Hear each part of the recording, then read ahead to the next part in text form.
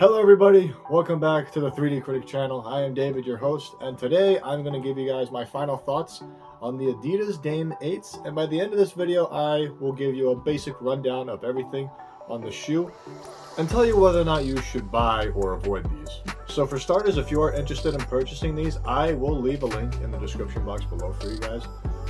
In terms of the original retail, they go for $120. However, I got it for $80 in this specific colorway, and in my opinion, the $80 that you get for this shoe is an absolute steal, and I'm going to tell you why. The traction is mostly made up of this wavy multi-directional traction pattern that is made of rubber, and there's a bunch of lightning bolts along the toe box right here, and on the edges of the outsole is translucent rubber with lightning bolts integrated. When I initially tried these on, the traction pattern itself was very slippery. I was sliding left and right, and when I tried to stop, I was sliding as well. However, once you rubber it in, it actually sticks to the floor really well, and it is really good when it comes to like quick changes of direction with lateral movements, and it was really good on hard stops as well. However, it does get really dusty, and you have to wipe every now and then, and on top of that, it gets really dirty. And you have to clean it every now and then, that way dust doesn't gunk up in the traction pattern itself. If you clean it every now and then and wipe consistently, you will get the best traction that way. When it comes to the durability of the Dame 8s, it is actually holding up pretty well. However, in the toe box area with the lightning bolts, there is quite a bit of fraying along the edge of the toe box here, mainly because of all the hard stops that I do. But besides that, the traction pattern overall is holding up really well, so you should be good to go outdoors and especially indoors in that regard. Just be mindful of the wear in the toe box area. So overall, the traction is really good. Just make sure that you wipe consistently and clean as well, considering how dirty it gets, and for the most part you should be good to go in that regard. And because of that, the traction, I'm going to give it an 8 out of 10. Now the cushion, guys, is really good in my opinion. The Bounce Pro midsole is very responsive in the forefoot, which helps you be reactive when you are trying to get steals and trying to stay in front of players as well as trying to block people's shots as well. It is also really bouncy from what I've experienced so far. I was getting a really good height when it came to like getting rebounds, and it was very nice. It was a very pleasant surprise. And the heel, it is very soft, and because of that, the impact protection is really good. And when you do heel strikes, it doesn't feel like all of the shock absorption is going straight to my back. It is all going in the heel, and it felt really good underfoot. And the heel to toe transition is actually really fluid. And because of that fluidity, all of the impact that you are getting in the heel, it'll help propel you when you are trying to get up in the air, when you're trying to shoot a jump shot, trying to get a rebound, and we're trying to block people's shots in that regard.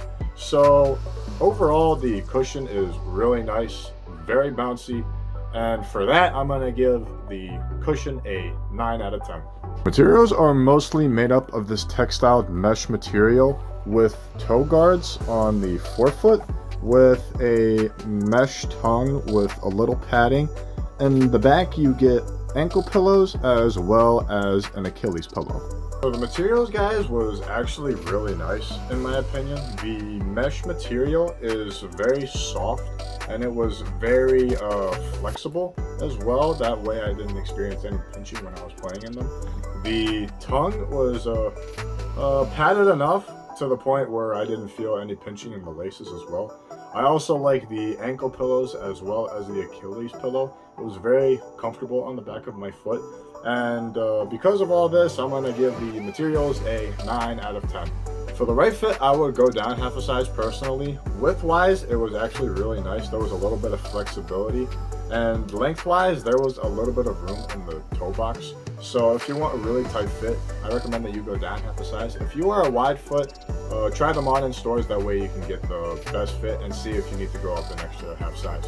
So overall, the fit, because of the roominess in the toe box, I'm going to give it a 7.5 out of 10.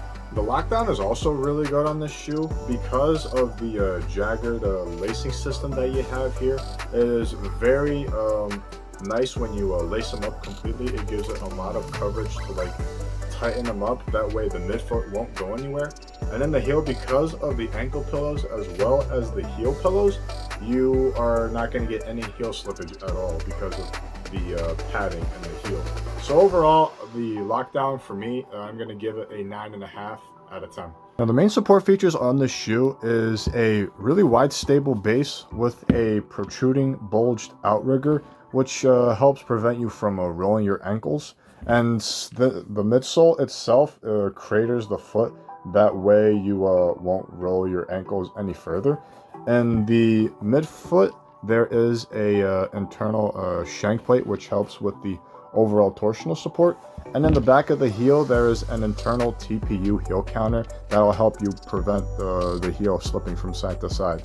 And additional features in the material is these toe guards. That way they won't push your foot out of the toe box. And there's a little bit of fuse here as well to help with the overall lateral support. So overall, guys, the support was actually really great on this shoe. The wide stable base was really good in terms of me being really stable on my feet, as well as the outrigger. That way it prevented me from rolling my ankles, as well as the torsional support, which prevented me from like the overall stabilization in the shoe itself. And the TPU heel counter in the back prevented me from my heel slipping from side to side in the shoe. And with the ankle pillows as well as the heel pillows helped me stay in place as well. It was very good overall, and because of that, I'm going to give the support a 9 out of 10. So overall, guys, I really like this shoe. I would absolutely recommend it to you guys if you are a shooting guard, because the traction, once you get it rubbered in, it is very grippy. When you are moving around, you'll create a lot of space, whether you are going for a jump shot or cutting to the basket. The cushion is very bouncy and responsive when you are trying to get rebounds or trying to block people's shots, and it's very soft in the heel. The materials are very nice, very comfortable, and supportive as well, and it'll give you pretty much the confidence to basically do anything that you need to do on the court. And for $80, it is it's an absolute steal in my opinion. If you can't afford the New Balance two-way V3s, this is a very good option for you guys. That is it for today, guys. Thank you so much for watching. Leave a like if you enjoyed this video. Comment down below on your thoughts on the Dame 8s and what you've experienced on them so far, along with any other questions that you might have. Subscribe to my channel if you want to support this channel. It is greatly appreciated as always. And if you want to stay tuned to anything that I do along the week, I will leave my information of my Instagram as well as my TikTok in the description box below for you guys. Once again, I'd like to thank you guys so much for watching. I hope you guys enjoy the rest of your day. And until next time, keep shooting.